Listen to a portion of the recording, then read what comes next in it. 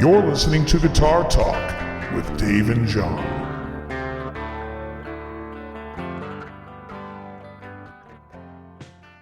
All right. Good morning, everybody, and welcome to Guitar Talk. I am Good John. morning, and I am Dave. And this episode is number 35. And if you don't mind, we have a sponsor for this episode. Oh, Yes.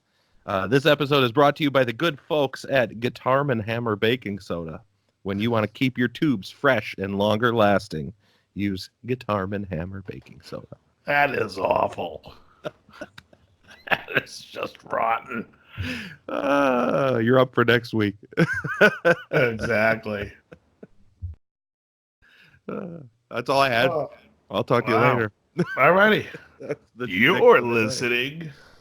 Somebody would do a test and be like, and somebody would comment, oh, I hear the mids are different when you had the tubes with the Arm & Hammer stored with it. It's like, come on. Baking soda keeps tubes fresh. I kind of went off the other day, and I went and did a solo live thing last night, and I was talking about, have you seen Tone King and Phil McKnight did a video where the video is we're comparing a tube amp to a modeling amp. Okay. We're comparing an $1,100 tube amp to a $200 modeling amp. And the caveat is we're just going to have the knobs at noon. We're not going to try to dial in either one. Yeah, that doesn't work. I think we've already talked about that sort of thing. It was so stupid. It was such a waste of time. And coming from a guy who constantly is saying, know your gear, you couldn't be more of a shithead making that video. Well, yeah, because knowing your gear insinuates that you know how to dial in your gear, or I'm going to show you how to do it. Right. Rather, I'm going to do a thing at noon. Yeah. Yeah. It's on par with one of those stupid videos where they compare the $200 Amazon special to a custom shop Fender Stratocaster or whatever. Yeah. Well, I mean, especially because the things that separate those two you aren't going to find without holding the guitar. That doesn't make a lot of sense, you know. Whatever. No, yeah. I'm saying it's I'm right like there. I'm right there with you. Yeah, the pickups. I mean, what are the you can find on a Squier Stratocaster great pickups.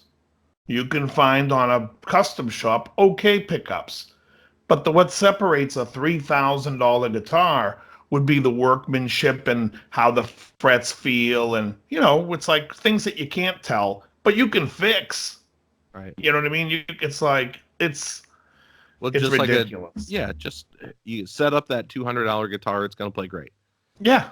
Dial in your $200 amplifier, it'll sound great. Yeah. And it just irritated the hell out of me. So today we've got a guitar that's set up from Amazon's warehouse, and we have a guitar that was hand selected and set up by Fender's master builder Yuri Shishkov. Right. Let's see how they compare. Let's see how they. Yeah, exactly. Sorry. Go ahead. Tell me more about the only thing Mr. that's McKnight. funny about that is the only person that's going to really notice is the guy playing it. Totally. So it's like, thanks for showing me a video of you telling me something you could have told me without having to do anything, or that common sense would prevail. No, so these guys, it's like they had the Fender Mustang GT, and they had the Fender Deluxe Reverb Silver Face. Okay. I think it's called the 68. Right, I think it's the new one. Right. So it's like an $1,100 amp. They have all the knobs sent straight up and down. The Deluxe Reverb doesn't even sound good in the video.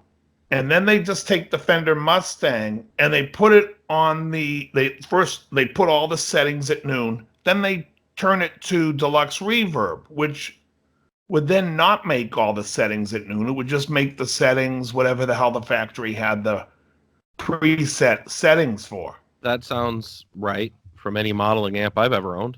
Right. So, but then it sounded like crap too. It did not sound like that amp. And if you recall, when I got that Line 6, we brought a bunch of your amps into my room, and we were trying to change we worked on it for a while to make the Line 6 Flextone 3 sound like whatever amp we were comparing it to. It takes a little bit of finesse. You got to sit there and work at it, but you can get it to sound in the ballpark. Right. These guys took no time and were just like basically comparing it. And it's like, if you're a bedroom player or you're a beginner or you're just somebody that doesn't want to go out and gig and you just want something you can play quiet and it's going to sound good, that fucking Fender Deluxe Reverb has no business being in your ownership. So therefore, there's a reason for the Deluxe Reverb and there's a reason for the Mustang GT. And it's just the dumbest. It basically was like, in my opinion, like a clickbait video. We're going to get you to click to see. Like, if they really wanted to get me to click, they could say, we dialed it in to sound just like it. Can you tell the difference? But theirs was like so lazy. Well, that's their career. That's what they do now. You know, Phil used to run a guitar shop, but he hasn't run that guitar shop in years. Yeah. I think his shop's been gone since, I don't know, 13 or 14. Right. You know, and their job now is to create clickbait and create content. And that's it. You know, it's not a hobby where you get like this passion where you can say like, you know, I'm going to do this because I think people need to know. At a certain point, you run out of that juice and you're like, oh, what the hell am I going to do? Yeah, I mean, I don't think that people have to run out of that juice. I think you should be able to come up with a decent idea or show like, hey, listen. Sure, but clearly some of these people have run out of juice. Oh, yeah. No, absolutely. I mean, not to say anything bad about Tone King, because I don't know the guy personally, and I don't care. And everyone who earns their own money can go out and buy whatever the hell they want. But regardless of what amp he plays, he sucks. And he doesn't play well. And so it doesn't matter what you own. That guy, I mean, it's like he can go out and buy the greatest gear in the world. It doesn't sound good. I've never heard a demo from him where I was like, oh, I really need to check that piece of gear out. The good players can go out and play a, what was that? The Frontman? Was that what that Squire amp was called? What was that amp called? The Front something? Frontman 15 or Frontman 10. A good player. The Squire one was the Sidekick. Oh, okay. Right. A good player can take a Fender Sidekick and make you go, wow, maybe I should get that. That's what a good player will do.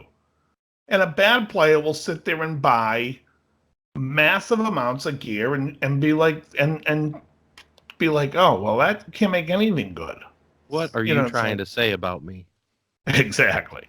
No. Hey, so speaking of you, was it Instagram or was it Facebook that I just saw the picture of your Dr. Z and the two pedals that were on top of it? Oh, yeah, Instagram, sure. Oh, okay. So you have the Wazacraft delay. Mm-hmm. And what model is that? The delay? Yeah. DM2W. All right. Which, I was oddly looking at enough, this weekend. They started by making that pedal in Japan. The Wazacraft launch was, we're reissuing all these old pedals and they're going to be made in Japan. How long did that last? It didn't last that long. I don't know if it was anticipated that it was just going to be a limited release that way. But yeah, now everything's just where the rest of it's made, Taiwan. So you know what that means? It's all still Wazacraft, but it's Taiwan. And then there's a badge on the front that now says inspected in Japan. Right. What that means is you're going to see them go up in price and go, this is the original one in Japan. Meanwhile, they're identical. Yeah, I have the Japanese one, so maybe I should resell it. I don't want to resell it, though. It's the best sounding delay pedal I've ever had. Right. Well, what you should do is buy one of the Taiwan ones and then say, compare. Oh, there's the video right there. Right? And then whichever one is worse, you sell. Yeah. This one was with Arm & Hammer in the fridge. But and then the other pedal you had was a BB preamp. BB preamp, yeah. Which is a blues breaker circuit made by Exotic Effects. I believe the only difference from the blues breaker circuit that Toshio did was he separated the tone control to a bass and treble. Yeah, it's a bass and treble. Right. Volume and Otherwise, gain, right? yeah. Otherwise, it's the BB preamp. So, as I've stated recently, and you've seen, I recently purchased this, Yes, the Duelist. Oh, I And didn't what realize I had 2 L's in it. Yes. And the Duelist is it's an 808 on one side that's called the String Singer, and the heavy hand is basically a Marshall Blues Breaker circuit. That's really funny. So the cool thing he did was he made it so when the gain, see it have it at the 50-yard line, Yeah. that's the max on the original pedals that he based it on. Mm. And so he added all this gain. I actually am going to put this on my little board, but I'm not going to do it till Wednesday, and I'll show that board next week. Also, I have sitting on my desk a pedal I've yet to take out of the box, the Mad Professor Golden Jello. I got to put it over here. I really got to try it and see if I like it. But so anyways, the BB preamp's an excellent drive when you're using a clean platform amp. In your case, the Dr. Z. And what is that, an EL84 amp? Yeah, Moz 38. So yeah, EL84s. 4 of them? Yeah, quad and what else is in there? 2 rectified. The first gain stage is they do, what do they call it? They call it like the I think they call it parallel gain stage on the first tube. So it's not cascading. Yeah. So that first one, It's cleaner. the intention behind that is you're getting a lot more gain and a lot less distortion. So you have a lot of high headroom. Also important to note, the amplifier does not, so it is loud as hell. Yeah.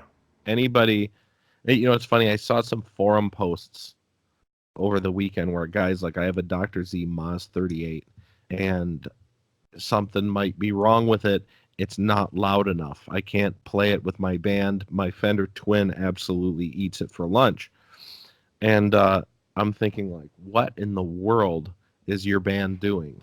Because this weekend I just played House of Blues in Anaheim, which is a big room. It's a really big room.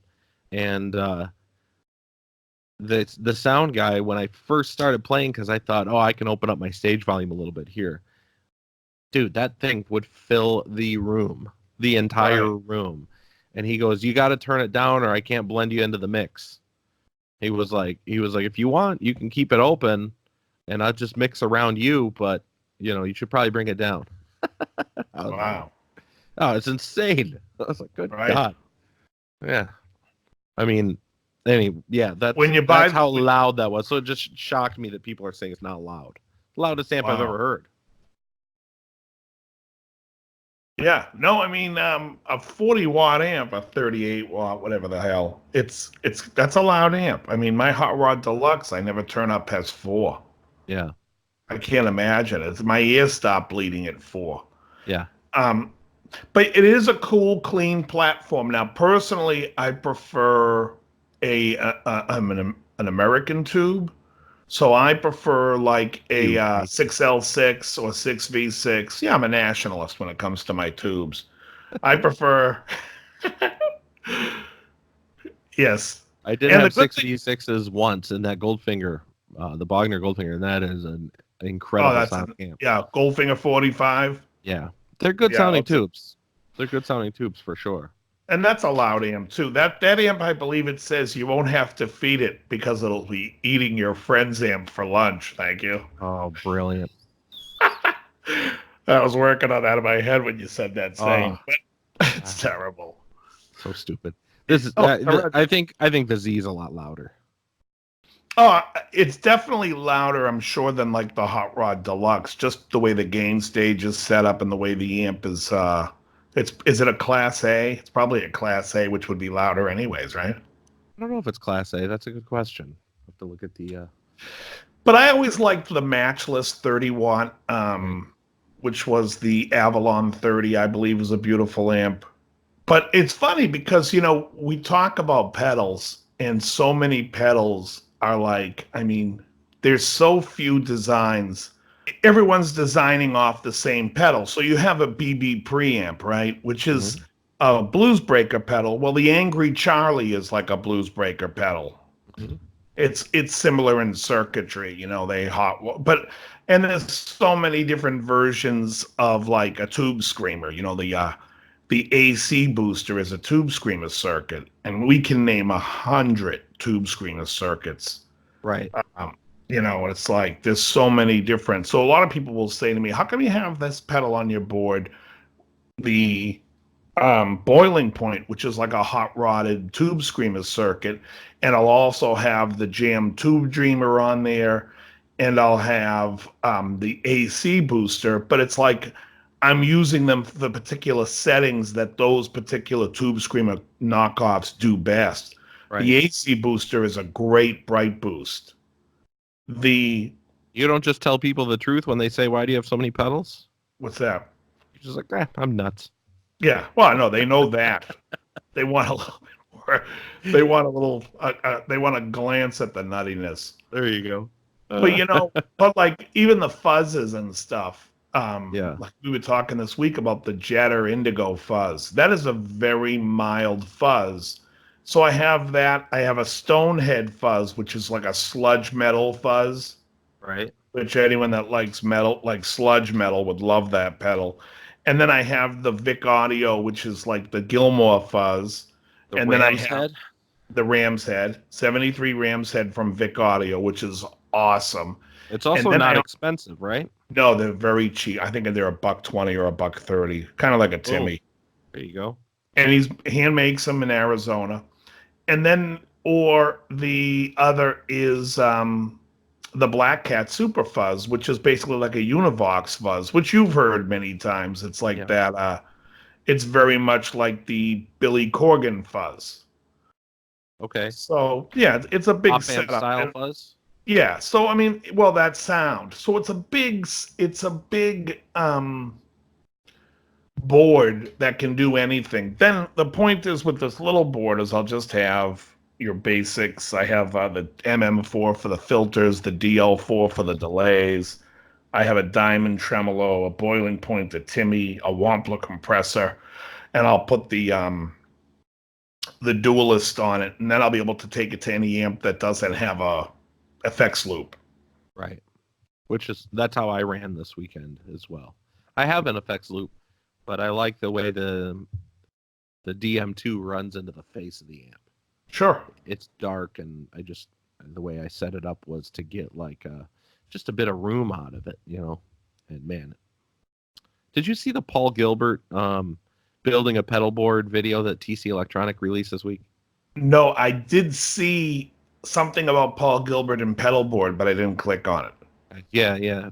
I set my delay pedal up like he does after I saw that video because I wanted to see what it felt like and how it reacted. Because I'm so used to doing the same thing with a delay pedal.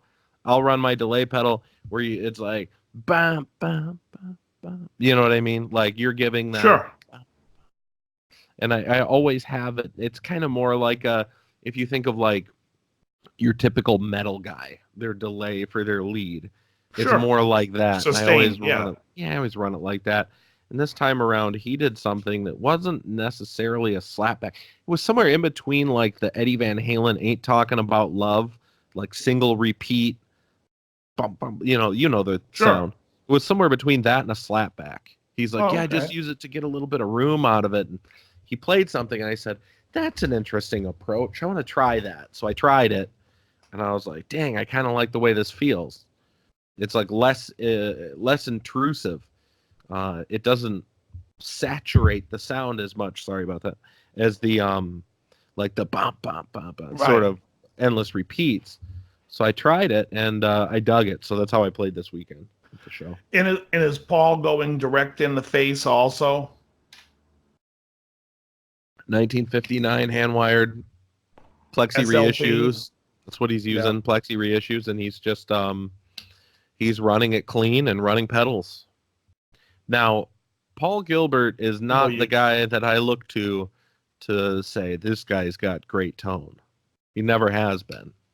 He always had better tone than the other guys. Well, yeah.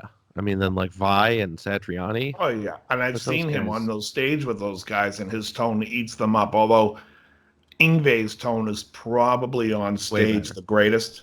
Yeah, it's better. Yeah. Well, I don't know how he does that either, because he uses that terrible 250 overdrive.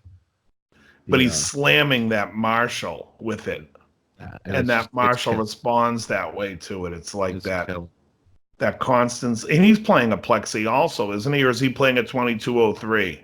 Yngwie? Early. No, I think it was pre-2203. When did 2203 get released? 76. Yeah, I think his are all plexi then. Oh, okay. I think that if I remember correctly... Well, not plexi, but... Well, no, but... The 1959s. Right. Yeah, they're all 4-hole, 100-watt... right, super leads. Yeah, super lead heads. But, yeah, his tone is just wild. I don't know what it is. I've, for a long time, strived to get like an amp, like, you know what I've had. I've had all the Bogners and Mesa Boogies and everything else, like all these master volume type amps. And I generally avoided like trying to get my drive from the dirt pedals. I mean, we just talked about this a few weeks ago. But man, I'll tell you what, setting an amp to like edge of breaking up and then just kicking it with a drive pedal, it felt real good on stage. Just like we were talking the other night, it just felt incredible. There was like room to go in both directions. I don't know if I mentioned this to you, but I feel like, and it could just be in my head, but I feel like the compression is different. Like there's room to attack the strings more aggressively and get more out of it, or lay back and get less out of it than using, like, say, the Salon or whatever, which sounds amazing, but is also very compressed right out of the gate because you're using 4 gain stages and it's like chunk, chunk, chunk.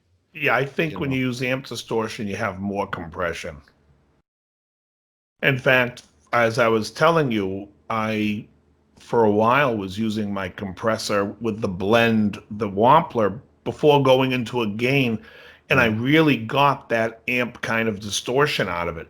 The only problem is I want less.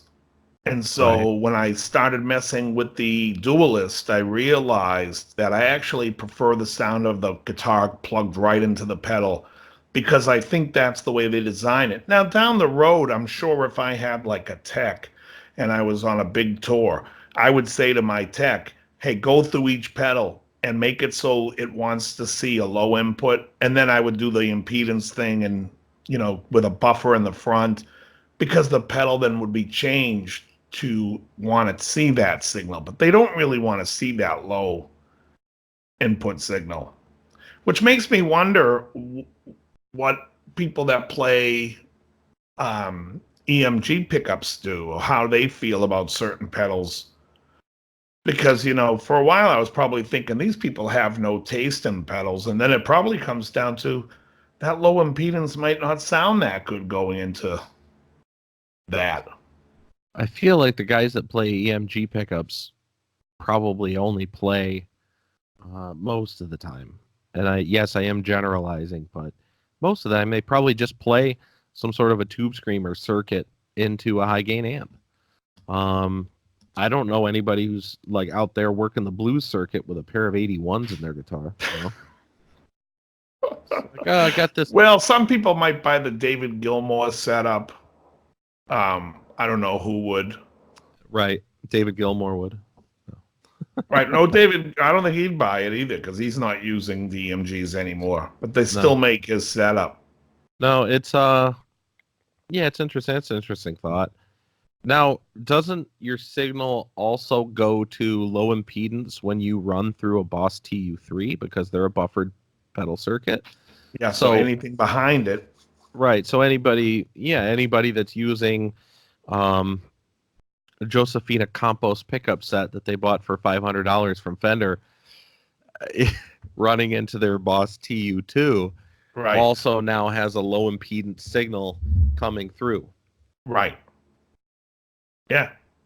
And like I'm saying, it's like the fucked up part is when you go try these pedals and when you try them at home or somebody's demoing the pedal for you, they're trying it plugged directly into the pedal, and that's usually like, this is the clean setup. I'm gonna plug right in, and then you might like it. You might even go to the store and try the pedal, and then when you put it on your pedal board, you're putting it behind a buffered pedal, and so now it might change, and so you might take it out a few times and be like, yeah, I don't really dig it. It didn't sound as good. And that happened to me with the Angry Charlie. I had a guy who was selling an Angry Charlie. It was a friend of mine who had the version 2, and he wanted a version 3. Turns out after he bought the version 3, he sold it and bought a version 2 again. But the thing with the version, I don't know why. He said he did not like it. The version 2, he said, had more mojo. And that was his opinion. I wouldn't know. But all I know is I tried it, compared it to my Pinnacle by Wampler. Right. And it ate the Pinnacle for lunch. Thank you. No, but seriously, it was so much better than the Pinnacle that I was like, I took the Pinnacle off my board right then, put the Angry Charlie on the board. Now, about a week later, I'm playing the Angry Charlie and I'm not liking it. I'm like, there's something about this pedal that I don't like. So I was like, but I played it for like an hour before I bought it and loved it. But it's not having the same sound characteristics that I loved. So I took it off the board and plugged it direct into the amp again. And I was like, there it is. So for a while, I took it off the board and put it first on the board so I knew it was getting the direct guitar signal. Now, the other day, I just changed up my board, and if you're on my Instagram, you can see it. But I put the Angry Charlie back in the place of where I would want it in the order of gain stages, because I put the buffer behind everything now, so it's still getting the regular signal. And it'll get that and have that sound. But the Angry Charlie doesn't like to see, in my opinion, I don't like the way it sounds when I feed it a low impedance signal. So that being said, I changed my whole board around because I really think that none of the pedals sound as good when they get the low impedance signal. So I wanted to make sure that the only way I'm going to put the compressor on is when I'm playing clean and it's on by itself. Yeah. Actually, the AC booster can take the low impedance. All right. When I use it as a clean boost, the two sound great. Yeah. I'd say that's it. I think the pedal game's tricky because, like we talked about before, different amplifiers sound different in different rooms, in different situations. Different electricity. Dude, the same thing with pedals. Like at home, I'm playing the BB Pre at like bedroom volume with the Dr. Z, and there's something, I think I told you, there's something missing. Like you get that sound where you can hear kind of your clean tone coming through the underside of the distortion. And you're like, boy, I got to fix my level on my pedal. And you start cranking your level on your pedal to try and make up for it. But when you go out on stage and all of a sudden you get to open the amp up a little bit more, it responds totally differently. All of a sudden, that clean underside wasn't there. Like you open the amp up and start playing, and you just hear it the way that maybe you're supposed to hear it, or the way that, at least you want to hear it in a band environment. And it's just like, God dang, why is that like? Why does that have to happen? I guess that's one of the benefits of modeling. I guess you don't have to worry about all these variables. I think modeling is a great thing. I mean, I think when you get to like a big band level, you're using a lot of equipment to regulate the electricity. So you're bringing in your own. You're basically filtering the electricity. But when you go, there's a place here in Quincy, Mass. And the sound, the electricity is so dirty. I played there with a Hot Rod Deluxe, and literally it sounded like my amp was going to blow up. So the next time I had a gig, I brought my Line 6 Flex Tone 3, and that sounded like crap. It was this noise that's coming through the electricity. Whatever it is, it's terrible. So a guy I know was going to be playing there, and I warned him about it, and he just looked at me like I was crazy. He's like, dude, I play all around here. My rig sounds great. I never have an issue. I'm like, okay, it's me. Anyways, he played the gig, and he called me up, and he's like, what the fuck is wrong with that place? I'm like, I told you. He's like, my amp was hissing. I'm like, it's just terrible. And I did a gig recently in my band. Now, my singer plays a Mesa F30, I think they're called. The F30. F30. Yeah. And we were playing it at a place, and he was like, do you hear that noise? And we were hearing noise come out of his amp. He goes, I think one of my tubes is... And I'm like, wait, is that your amp or my amp that's making that noise? So then my amp started making it. I'm like, oh, that's in the this is bad electricity. We're just going to have to deal with it. It's not your amp. So he's like, the next day calls me up. He's like, dude, I went through my amp. I put it in my house and plugged it in and did the same setup. Thing sounds unbelievable. I played it for like 4 hours. I said, I told you, that was the place. He's like, I never heard of anything like that before. I said, all you got to do, I go, I know that mine was okay. So when you said it could have been yours, it could have been your tubes, but into the same wall you're in, it just was common sense that we're hearing something that the amp doesn't like that's in the electricity, which I don't know what it is, but. Yeah, it's wild how much impact that can have on your amplifier. So get this. Yeah. We had an opening act. This is relevant to what we're talking about. We had an opening act for Elvis this weekend called Nerd Halen. That I saw the post. Yeah, so it was some guys that are putting together this sort of funny Van Halen tribute where it's like 80s style nerds. Right. And they're up on stage and they talk like this and they're stage banter and everything. You know, it's kind of a weird mix, because then when they go and they just play Van Halen, it's just like ripping. Right. And Caleb Rappaport, the guy that plays guitar for them, I don't know if you know that guy. He's a Santa Monica guy. Is a ripper. The dude, he's one of those guys that you could tell like came up on Eddie. Yeah. Like even the way that he picks fast, like he's doing the flutter thing instead of like the typical thing.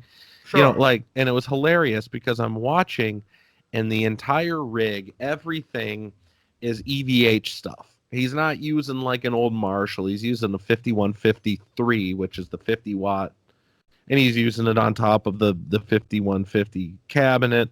Mm-hmm. I saw his pedal board before the show. There's all the Eddie Van Halen stuff on there. Phase 90 and the flanger, but not like the orange Phase 90. It's the stripy one. Right. And then it's the Eddie Phase 90. Right. Everything on the board was basically Eddie stuff. And I just thought, you know, this is going to sound terrible. This is going to sound like modern Eddie, not old Eddie.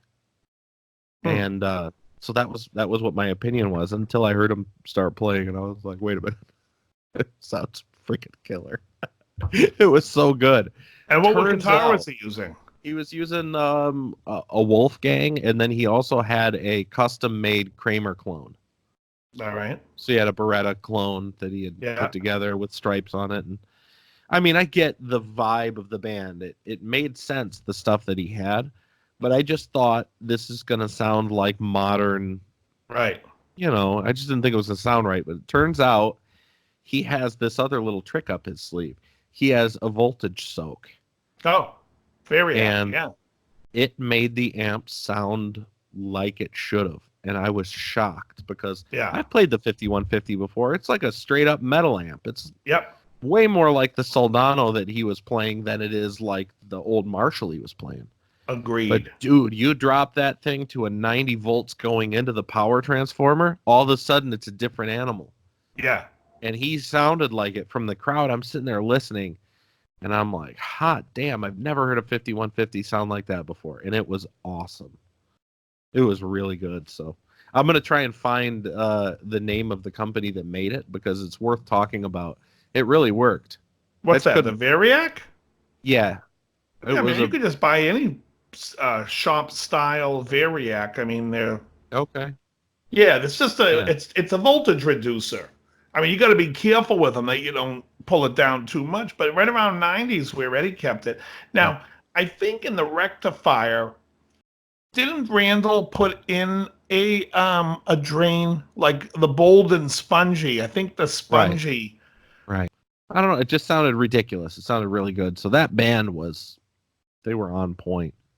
You've been to a million shows before where people are playing live instruments, so you know all of this stuff already. But when you hear an all-tube SVT running into an 810 cabinet in a venue like that, dude, there's just nothing like it. I'm listening to that thump, that boom, boom. They're gonna do well. They're gonna do well, and they deserve to do well because they put in the work. They sounded great. But how really was great. the singer? Great. Was that comedian Hal Sparks? Yeah. If you've ever heard of him, that's the singer. But I just remember when Ralphie and those guys did the Atomic Punks in L.A. Okay. I think Brian was the guitar player. Brian Young.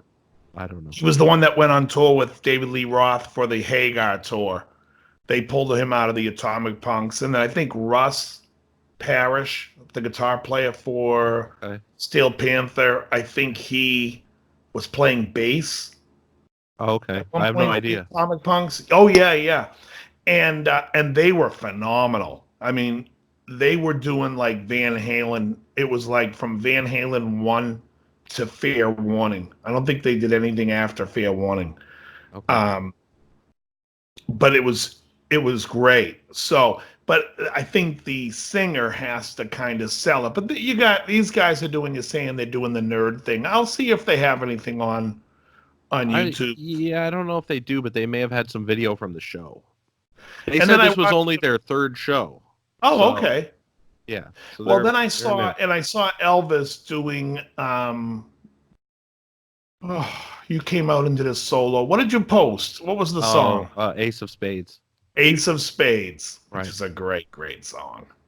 Great record. Yeah. Great song. Yeah, we do Ace of Spades, but we call it Ace of Vegas because it goes right from Ace of Spades and medleys into Viva Las Vegas. Yeah. But you don't hear that part on that video because the guy that recorded the clip was too short. Yeah. But it sounded good. It sounded good. Your tone was good. I thought the girls were hard to hear. I don't know where that. I mean that was just a guy's cell phone camera. Oh yeah, no, I understand that. That's what I'm saying. I'm just commenting on his clip. Yeah, no, I'm not sure you do understand. That's why I'm explaining. It's yeah. It's and I completely lost my place in the solo. That stage wasn't as big as I was hoping.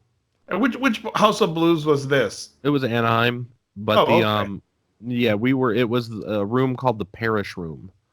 So they've got two rooms there. They've got the main room, which we've played before, which has got the big giant stage, which is amazing. And this was called the Parish Room, which is their second room, and it houses like 250 people. Oh, okay. And was it a full room? It was pretty full when we played. I don't know what the capacity. I'm sorry, I don't know what the attendance was. I know our pre-sale was like 150, and then there was people that Nerd Halen would have also brought in as well. So now how did you guys get Nerd Halen? I don't know. I didn't have any involvement. I just show up. Show up. That's what I do. Yeah. But no, the bummer about playing a small stage like that is like you're like literally like creeping around people because the band is so big. Right. It's like, I mean, you see me like freaking sneak through to get to the front to do that. Yeah, like most of the night I'm just like, screw it, I'll just stay back here and play. But like that one I'm doing a little bit more ripping, and it's funny because I come through and it's just so crowded, and I felt a little bit flustered going into it that I ended up kind of losing my place in that solo, and I think it's a little less cohesive than it normally would be. What's the are you guys playing any like rare Kiss songs that like big fans of Kiss would love, or is it you're hitting the big the big points of Love Gun and Dr. Love. We actually don't play Dr. Love. We should, though. Mm. We are playing, I'll just give you the rundown. We're playing Rock and Roll All Night, which is the opener. All right. Which, you know, whatever. Sure. We play God of Thunder. Uh-huh. We play Detroit Rock City. Uh-huh. We do a medley of Strutter and Shout It Out Loud. Okay. Strutter might be more for Kiss fans. Yes, less for your for everyday sure. fan. We used to do Cold Gin, but it used to go over so poorly that we don't do it anymore. Really? Yeah. I just think people... My heater's broke. I'm so tired. It's just like, God, there could not be a more boring song to play. The dam, dam, dam, dam, dam, dam, dam. Yeah. Well, I could see in the context of Elvis, it's definitely lethargic. It is. It's too slow. There's no movement in the song. Even Right. the part where he goes to that, you know, that part. It's still like, it's just, there's not enough there to keep it interesting for the crowd. What else? Most of the time when we're playing these songs, let's see, we do Love Gun. We just started doing an Elvis version of what the hell is it called? Heaven's on Fire. So we're swinging Heaven's on Fire. Right. And instead of playing it like straight, everything's got like that old rockabilly sort of walk to it. Sure. So we do that, and that's it for Kiss. Okay. So you're just hitting the big notes. Yeah, for the most part. I don't know if everybody knows God of Thunder or Strutter. I think those are the two that are probably a little less well known. Anything that's on Kiss Alive too, I kind of would tip my hat to say it's big. God of Thunder is pretty big.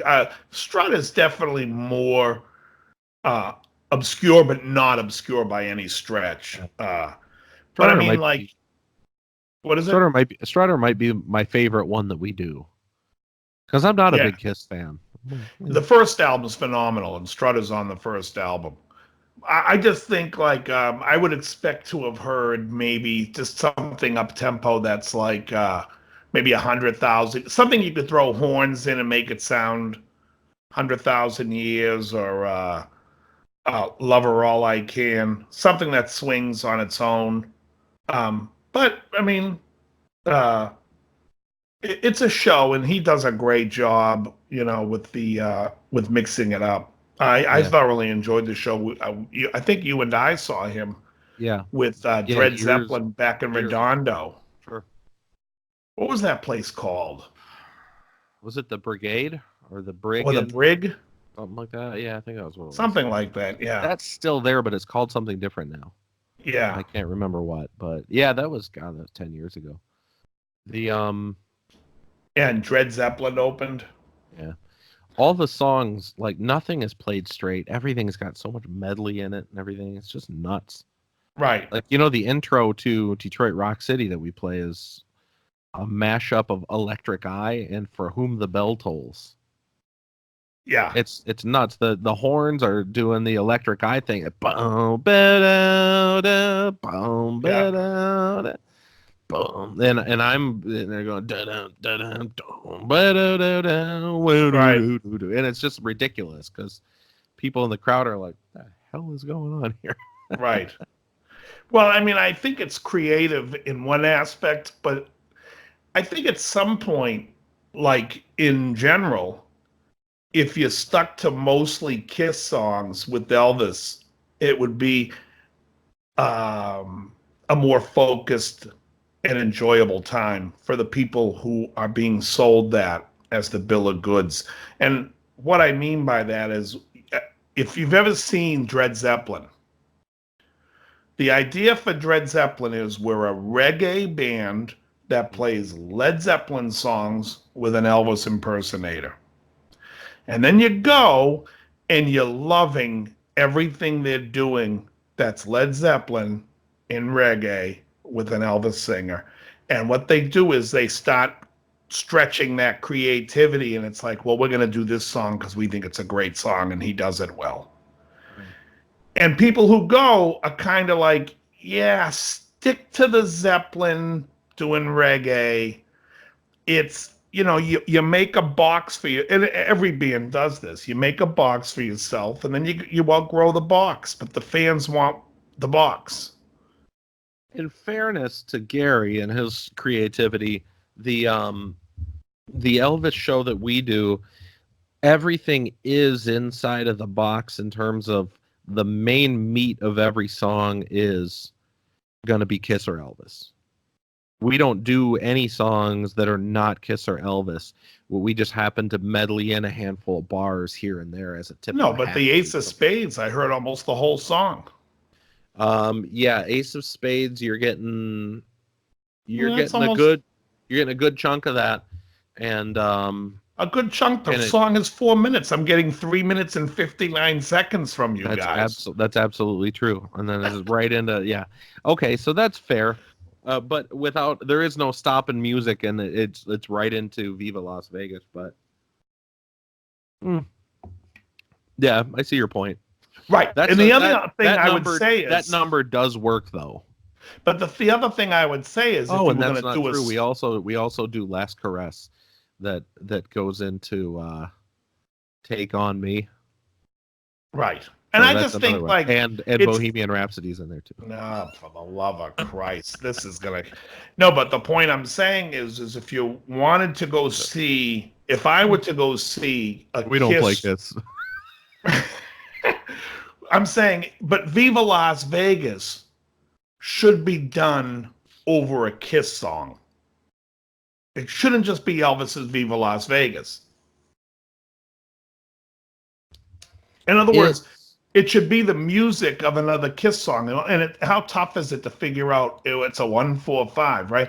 Dun, dun, dun, dun, dun, dun. So all you had to do is come up with what Kiss song sounds like it, throw those riffs in, and then sing Viva Las Vegas, and you still added the Kiss element. That was one thing that I remember when we saw him, when he did the Elvis songs. I'm like, this is cool, but this is Elvis dressed like Gene Simmons.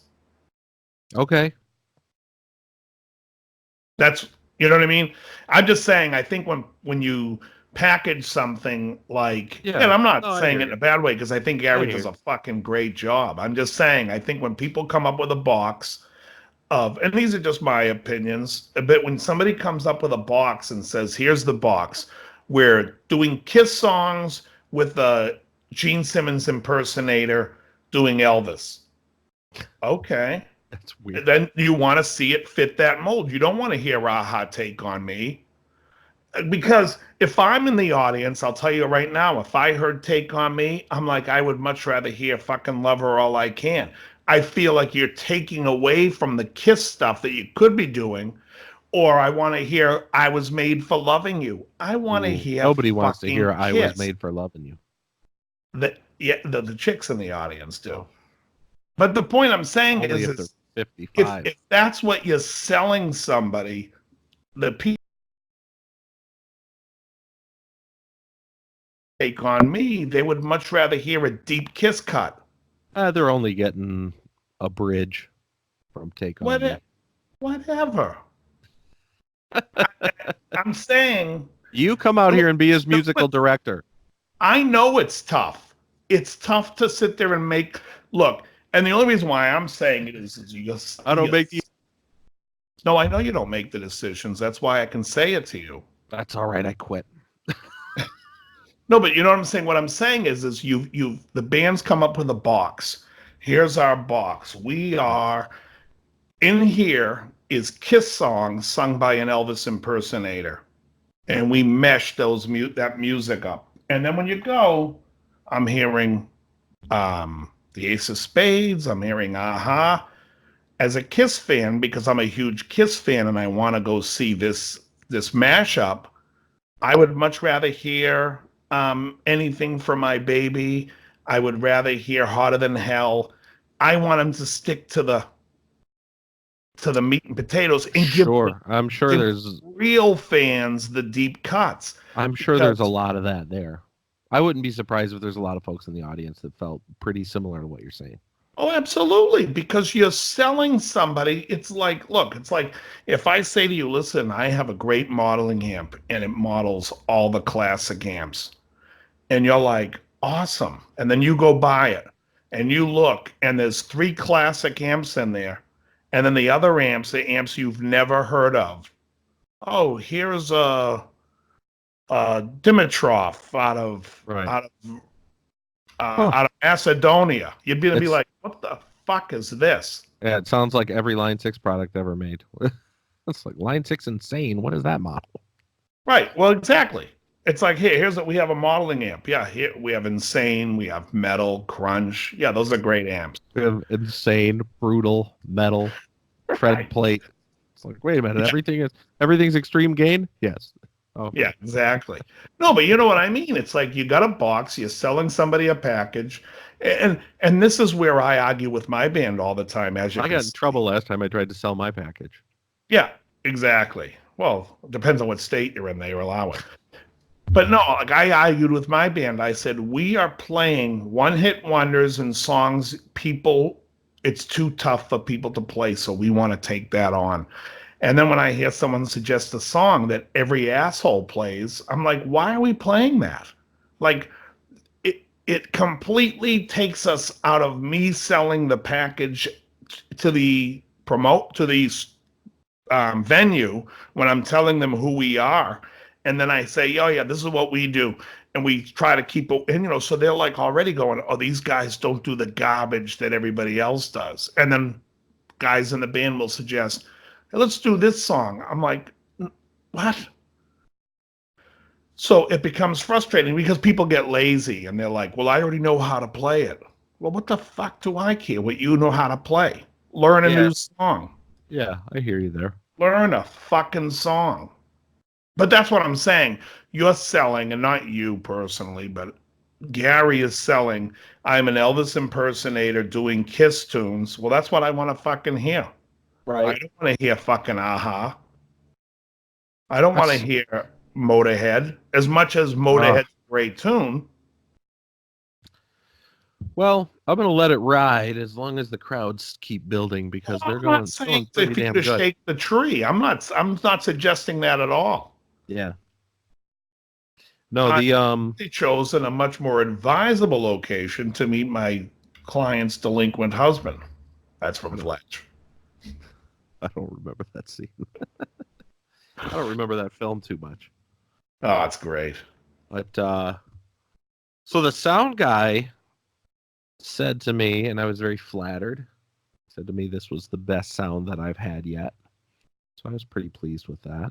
That's when you said to him, what are you talking about? I couldn't get my amp to turn on. And he was like, exactly.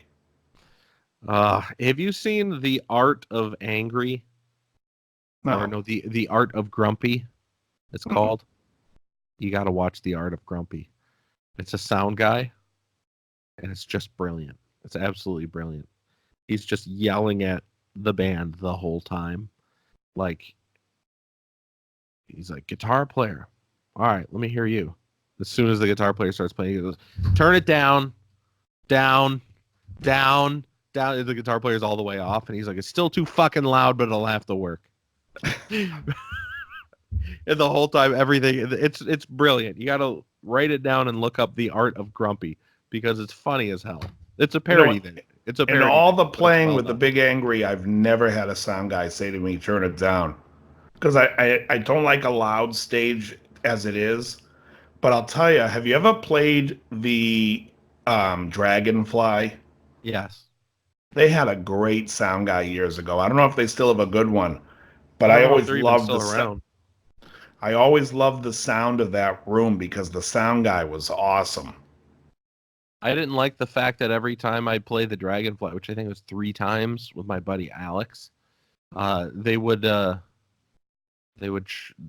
got no what's the word for it? No hospitality at all from the place. Oh, yeah. You want a beer before your show? You're the headliner? All right, fine. Have a Guinness. It'll be $11. It's like Hollywood prices. It's like, Jesus, dude, really? I hate that. good venues will usually give you at least a drink ticket or two if you're going to do that, or if you're not drinking, whatever. Some places will do food. I always appreciate just like that because you don't get paid much. No, those venues, Dude, it's like Hollywood. the best place in Hollywood to play is the Troubadour. Yeah. That was the funnest stage, the biggest stage, the best sounding. But I always liked the Dragonfly. We consider the Dragonfly like a home gig. It was a good, and we weren't drinking. At least I wasn't. I don't drink, so it wasn't like a big deal. And after a show, I just get the hell out of there. I pack up and go. I'm like, I don't want to stick around and have people tell me, "Oh, you guys were great tonight." It's like, I don't really care to hear that. Yeah, no, I'm right there with you. I usually leave, but I'm looking to see what's open for food. I'm like, what's on your menu for free? And they're like, we've got fried carbs soaked in dairy. I'm like, great. Great. I can't eat any of that because have you seen me? Wait till you see some of the pictures from the show. We had a professional camera crew come to this last gig because we're putting together just putting together stuff to like try and start gigging a little bit more often and do corporate gigs and goofy things like that. And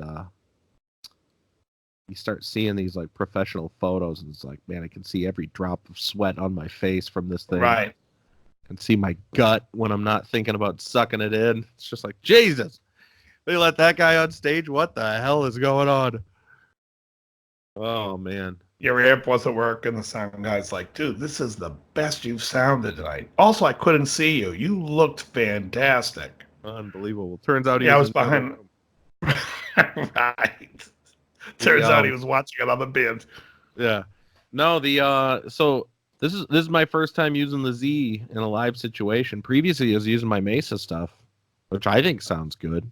Yeah. The sound guy was like, this was the one. Like, all right, whatever.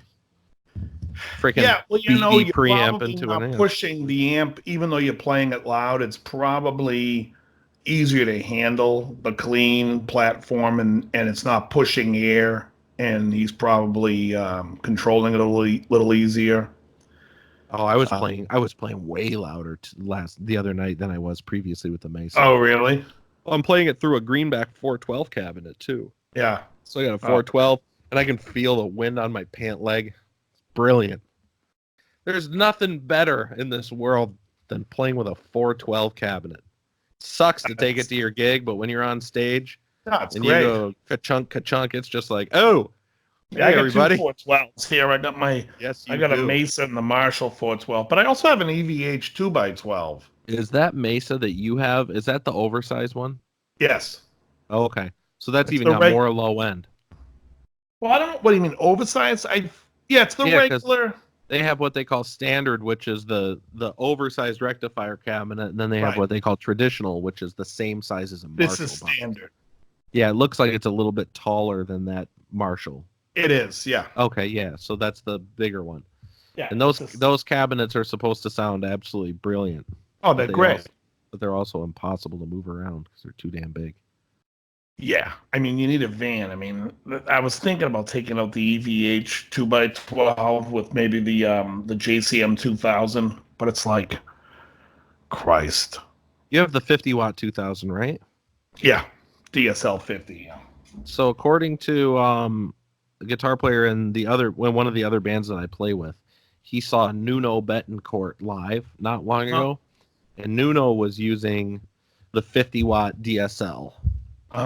And he was saying that his live guitar tone was one of the best live guitar tones he'd ever heard in his life. And this is a guy that's like a Friedman guy. So he's kind of, shall we say, snobby about his guitar sound. It's like, it's got to be expensive or he doesn't give it any love. But he was like, yeah, that 50-watt DSL was insane. Yeah. I mean, Jeff Beck used it for years. Was he going 50 as well? Mm-hmm. Oh, I didn't know that.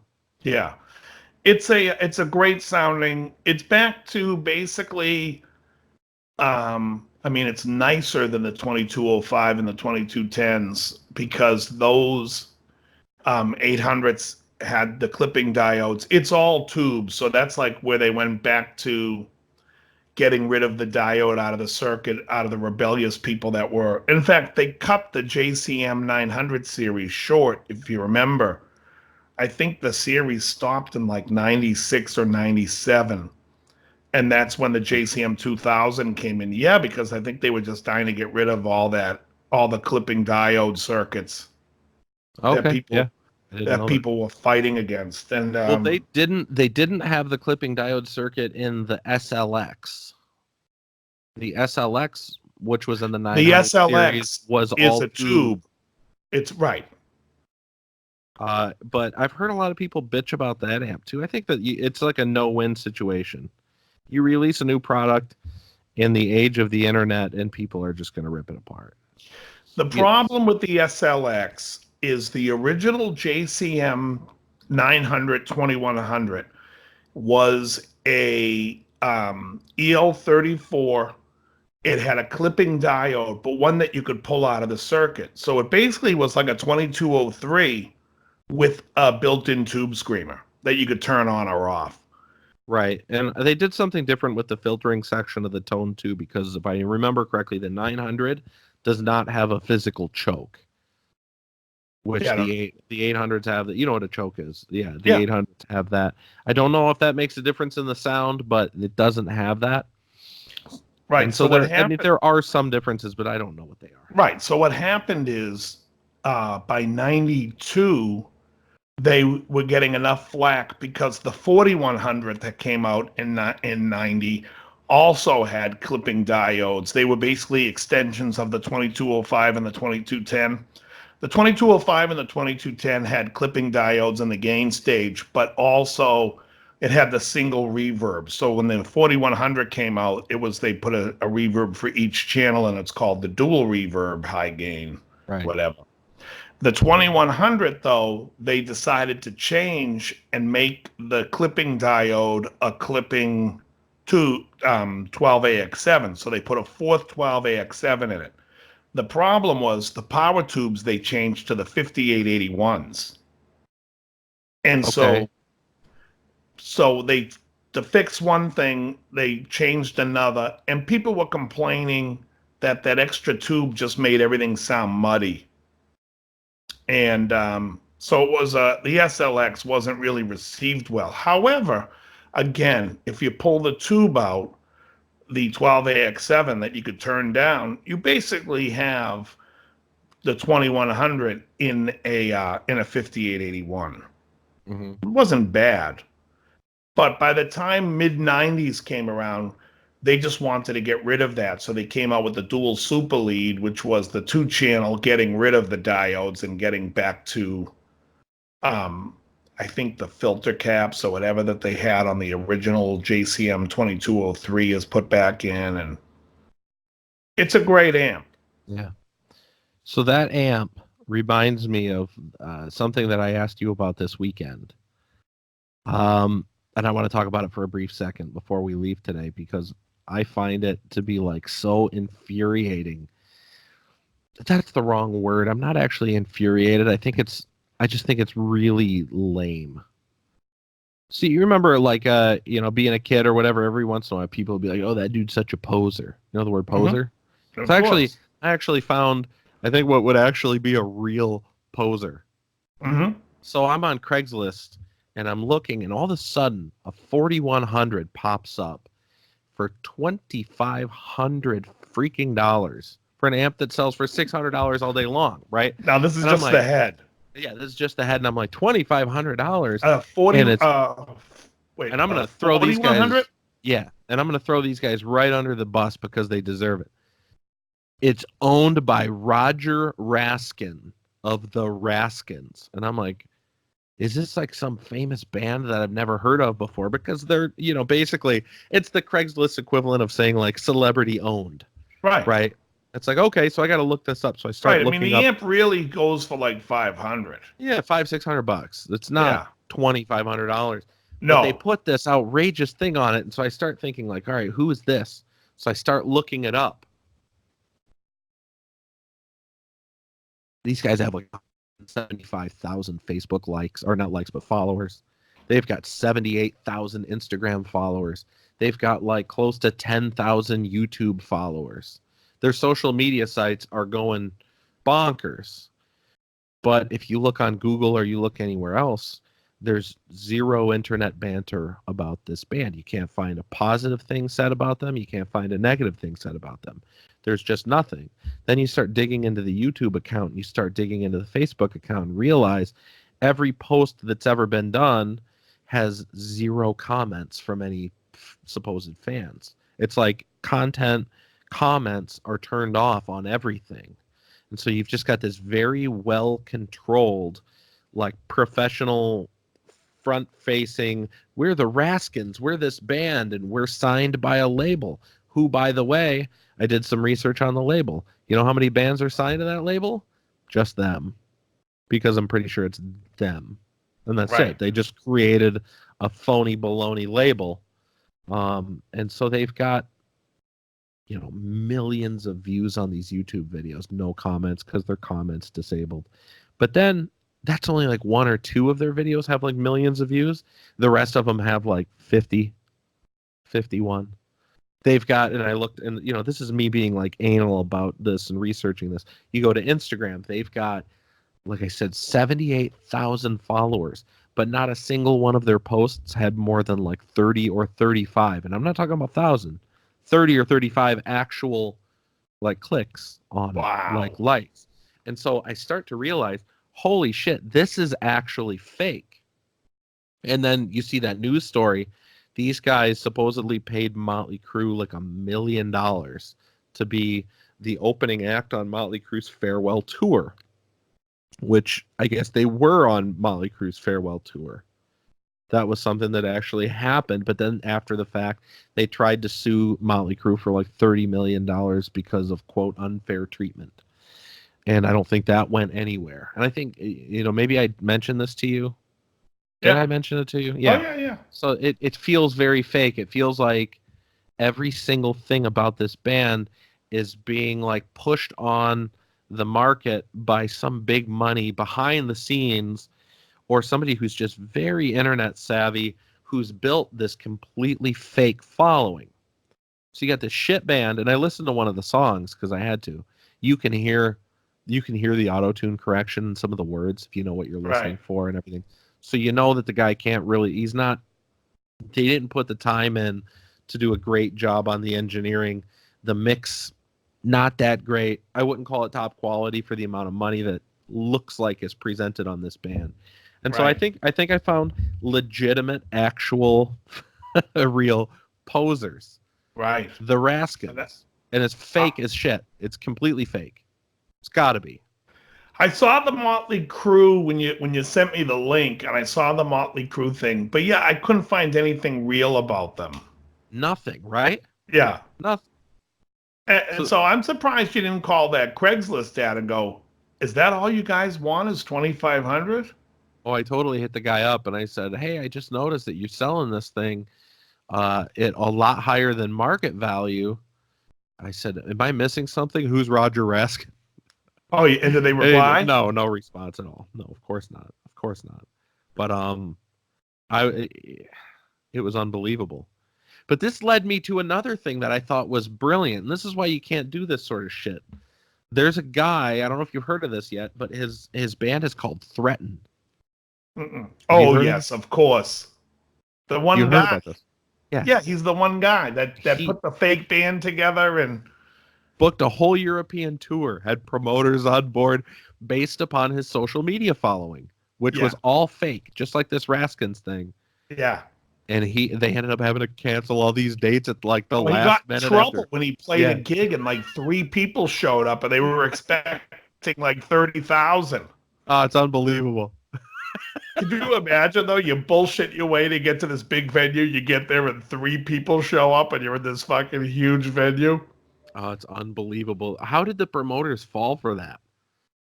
It's like, God, don't you guys have due diligence at all? I mean, it's almost, it's on every level. That's what you got to realize. You go to a bar and you see a horrible band play. First question I have is, who the fuck booked these idiots?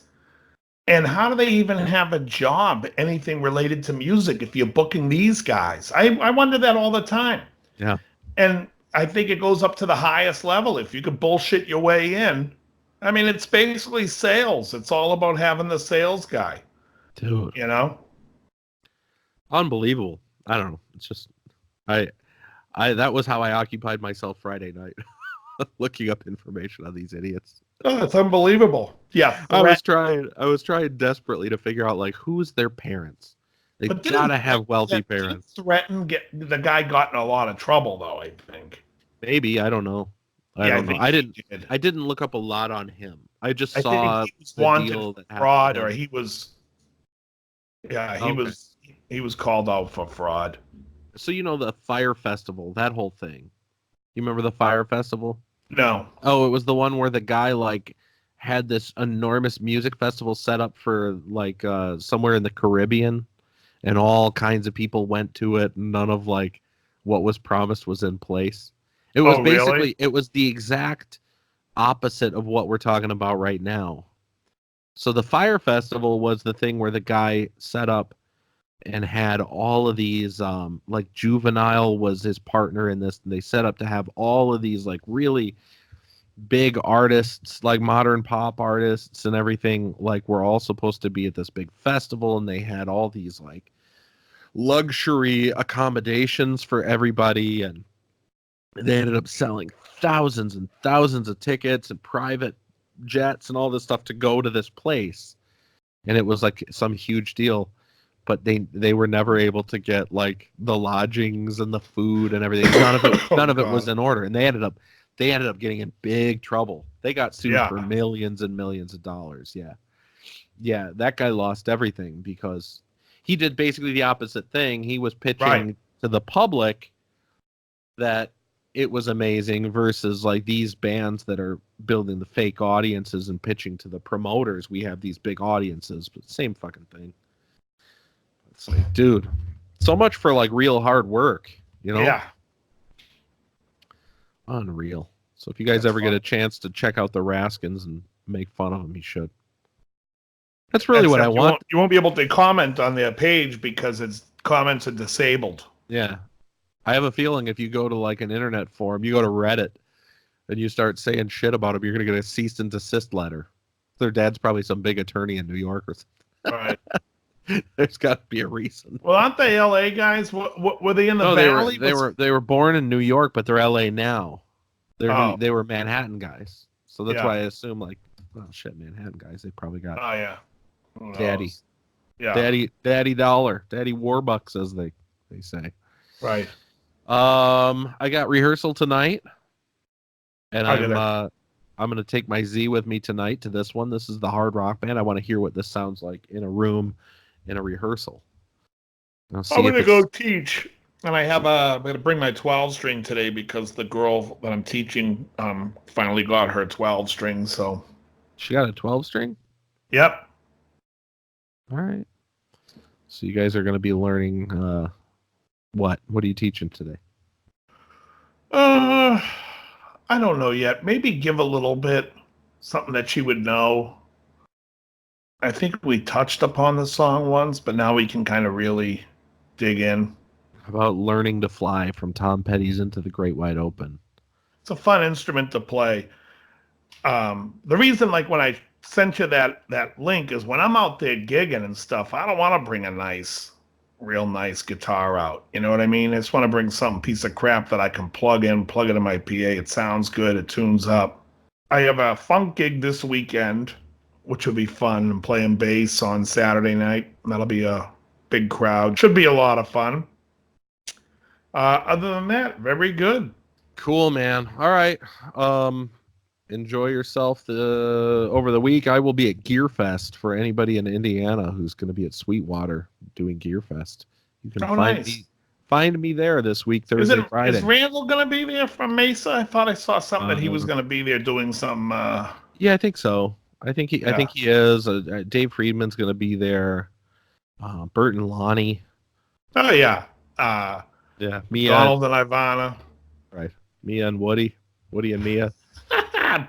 Bert and Lonnie. So stupid. Oh, that's great. We haven't used that joke in a while. No, it's great though. All right, very good. All right, I'll talk man. to you later. See ya.